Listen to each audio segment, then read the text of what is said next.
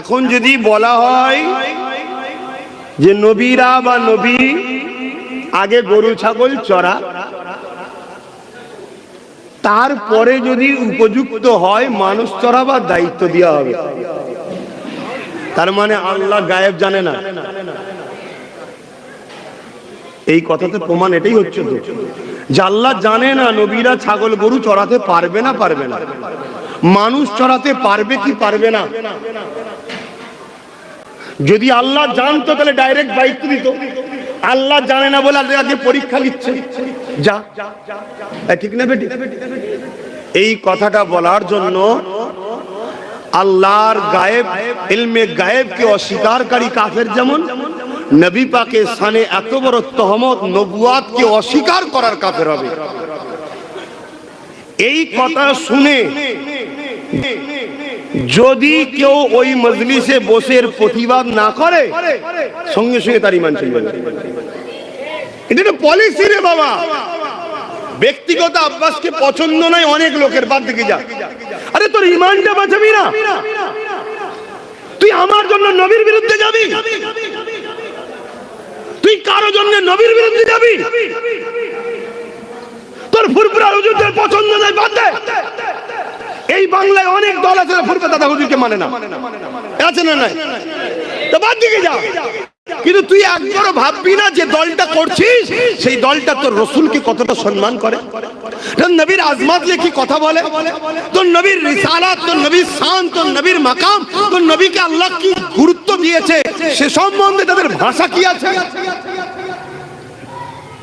হে আমার দাদা পীরের রুহানি বাচ্চারা, আমার পীর ভাইরা, আমার পীর বাপেরা, পীর চাচারা, সতর্ক করছি, ভালো লাগলেন এটা দোকান খুলে বসিনি আমি যে আমার খদ্দের চলে যাচ্ছে, অন্য কি মিজাজে চলে না চলে আলাদা কথা। আব্বাস সিদ্দিকী কিন্তু অন্য মিজাজে চলে, আপনারা খুব ভালোভাবে জানেন। কোন জলসারও তাওয়াক্কা করিনি, কোন কারো তাওয়াক্কা করিনি, আমার লক্ষ্য আল্লাহ রাসূল। সেই আল্লাহ তাআলা সেই রাসূলুল্লাহর স্বার্থে আপনাদের বুঝাচ্ছি, যার সম্বন্ধে আল্লাহ কোরআনে বললেন যে ইহুদিরা আমার নবীকে রোয়ায়না বলে ডাকে, তাদের মনের খেয়াল ছিল ছাগল চরানেওয়ালা, রাখাল, গরু বাদুম রাখাল, এটা তাদের মনের কথা। তারা প্রকাশ্য রাখাল বলেন, দিলের ভাষা ছিল। আল্লাহ সঙ্গে সঙ্গে বলে দিলেন, আয়াত নাজিল করলেন, জিবরিল যাও যে বলো আমার নবীকে রোয়াইনা বলে যেন না ডেকে, অর্থাৎ রাখাল বলে আমার নবীকে কেউ সম্বোধন যেন না করে।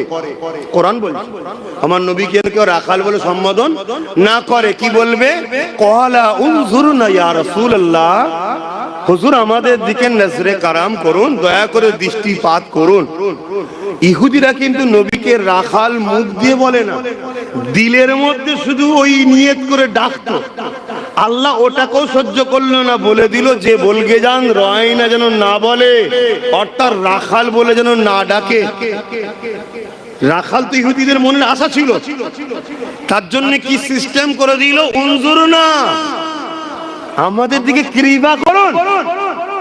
আরে সেদিনের ইহুদি ইসলামের দুশমন, সে মুখে বলার সাহস পায়নি, আজকে ইসলামের লেবাসে মুসলমানদের রাহনুমা সেজে বেঈমান কাফের জালিম শাসকদের দালাল খেয়ে তাদের অর্থে মসজিদ মাদ্রাসা গুটি কতক করে পুরোপুরা জমিনের দাদা হুজুরের মুরিদগুলোকে আজকে কাফের বানাবার প্ল্যান করছে।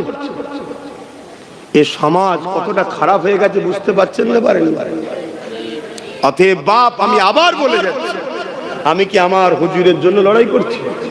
এই আমার দাদুকে মানে নে রে, ওরে বাবা রে আমার দাদুকে মানে রে রে, এজন্য ঝগড়া করছি নাকি?